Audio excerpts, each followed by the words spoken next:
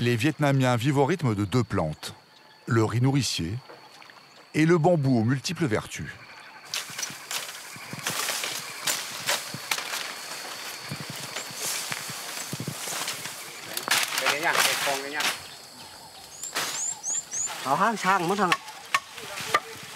Trông bây giờ là nó đổ đã. Đấy, mình cũng phải chặt đi thôi. Thứ nhất là cây này nó cũng già cối nữa. Đấy, cây này mình bắt buộc phải chặt nè. Quay ổi.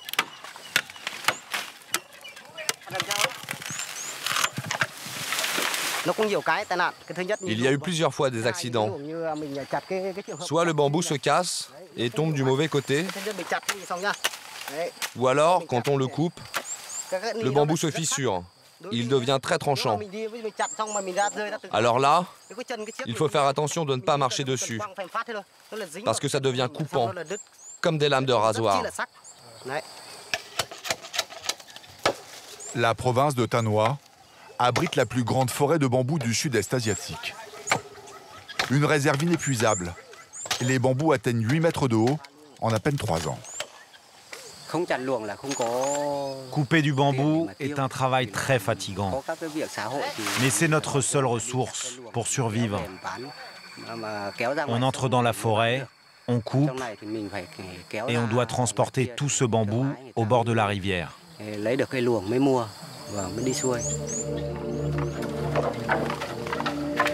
Les mâts de bambou sont portés sur plus d'1 kilomètre.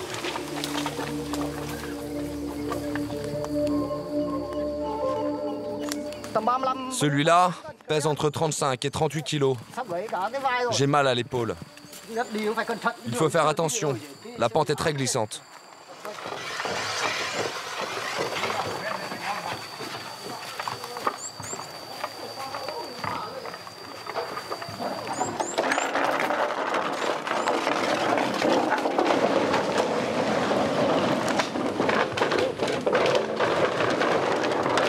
La coupe et le transport rapportent aux hommes 1 euro par jour. Les plus courageux multiplient par 10 ce salaire en acceptant la seconde partie du travail. Le montage d'un gigantesque mécano.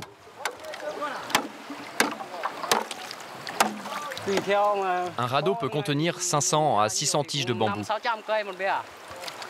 On est obligé de passer par le fleuve parce qu'il n'y a pas d'autre route. L'assemblage se fait sans clou ni corde. C'est bien trop cher.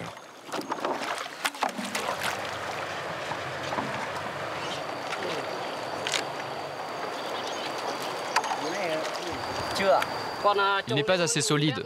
Il manque une couche.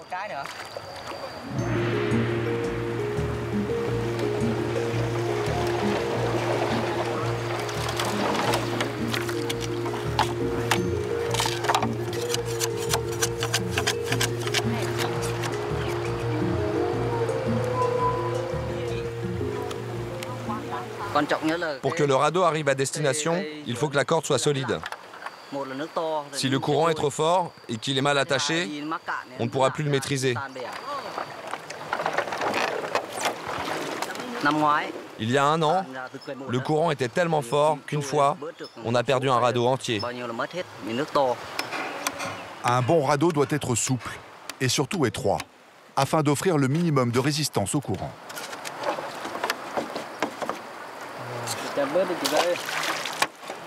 Le géant mesure près de 50 mètres. Le radeau est tellement grand qu'il faudra anticiper les virages longtemps à l'avance. Sinon, on risque de s'échouer sur le rivage. Ce gouvernail nous sera utile.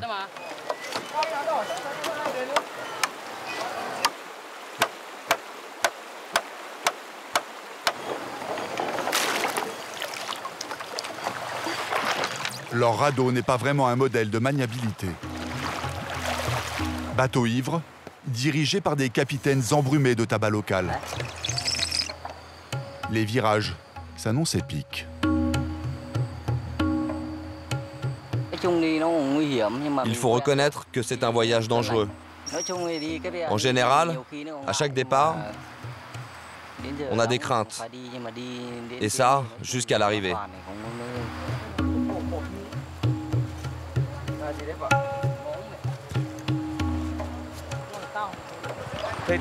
On a de la chance. Les conditions météo sont bonnes aujourd'hui. 30 km et 5 heures de descente, ballottés au gré de l'humeur des flots. Attendent les hommes.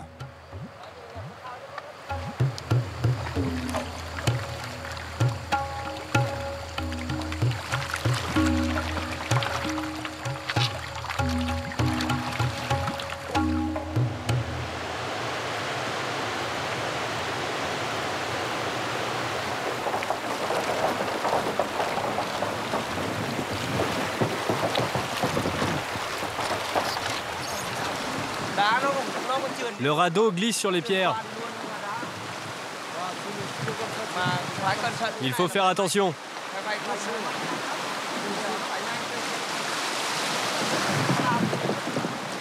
À force de taper dans les rochers, les liens de bambou se desserrent.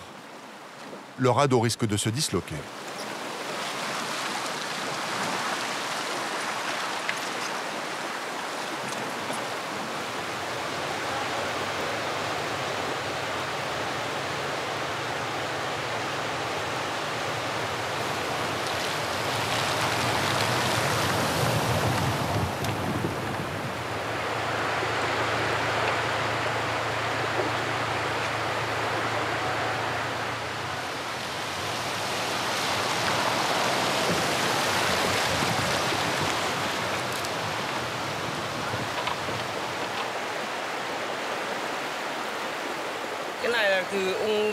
C'est mon père qui m'a appris à naviguer sur cette rivière.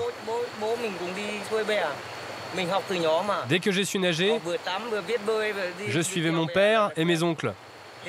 Ils m'ont tout appris. Il n'y a pas d'école pour ça. Parfois, je transporte jusqu'à 800 bambous. Le Luong, rivière capricieuse, referme peu à peu ses pièges sur l'équipage. Le passage de la caverne du fantôme leur promet quelques sueurs froides.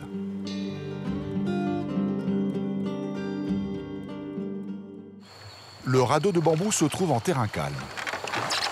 Les hommes en profitent pour le renforcer. La grotte du fantôme n'est plus très loin. Après tout ce qu'il a subi, on va lui refaire une petite beauté. Qu'il soit présentable pour la livraison.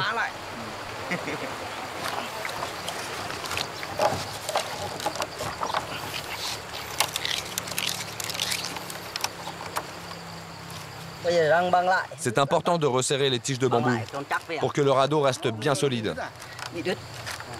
Les coupeurs de bambou appartiennent le plus souvent à l'ethnie Hmong. Alliés des Français puis des Américains dans les deux guerres qui ont secoué le Vietnam, les Hmong en payent encore les conséquences. Les métiers les plus pénibles leur sont réservés.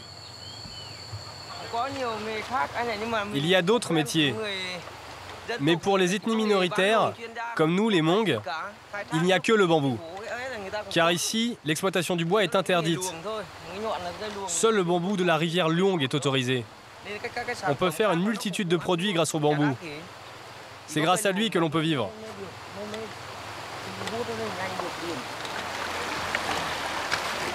Fin du temps calme. Les rapides entraînent de nouveau le radeau dans une course folle.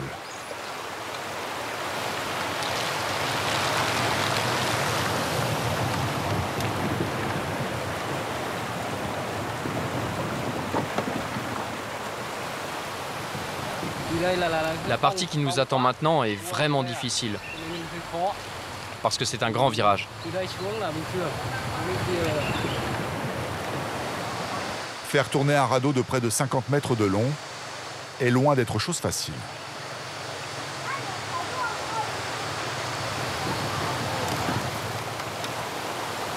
Au fond, les hommes aperçoivent la fameuse grotte du fantôme et son virage tant redouté.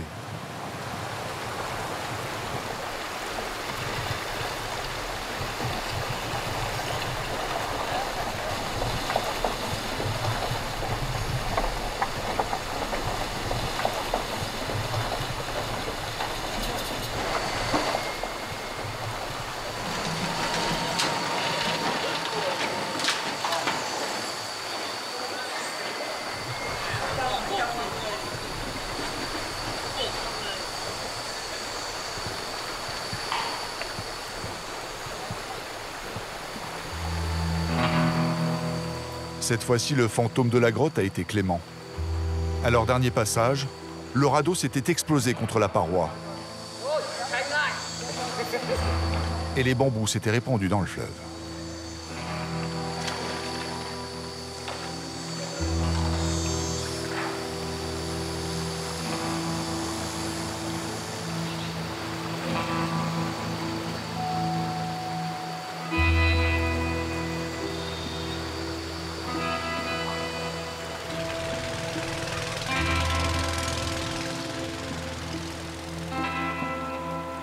Une fois sur le fleuve Sangma, les hommes sont relayés dans leur effort par un bateau à moteur.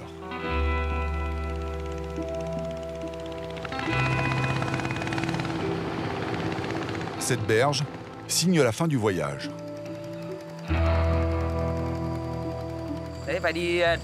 L'ensemble des radeaux représente à peu près 3000 bambous. C'est ce que l'on doit livrer au patron. Ce sont des grossistes. Ils nous achètent nos bambous et les revendent aux usines. Pour nous, le travail est terminé. Maintenant, nous allons rentrer chez nous.